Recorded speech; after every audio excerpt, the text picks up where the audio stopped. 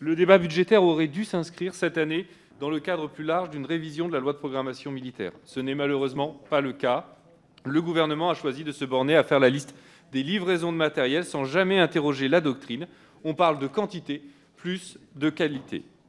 Un peu de sincérité aurait dû vous inciter à dire si les orientations prises en 2017 avaient été validées par les faits.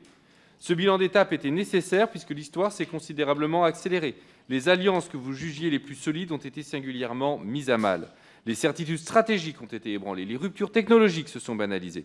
Le contexte global a continué de se tendre. La LPM répondait-elle aux besoins? Il y a un déficit de réflexion collective et de discussion. Pour le gouvernement, la représentation nationale n'a pas à contribuer aux décisions stratégiques. Il postule qu'il doit nous dissimuler les limites de ses choix et espère qu'on ne les verra pas.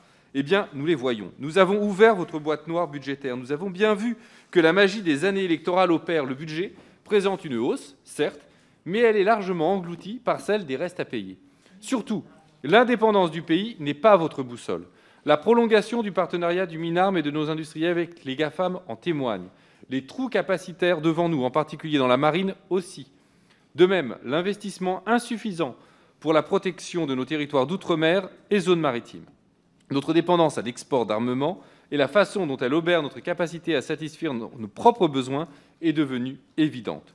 Le niveau de disponibilité des appareils encore trop bas compte tenu des efforts engagés, nous le voyons.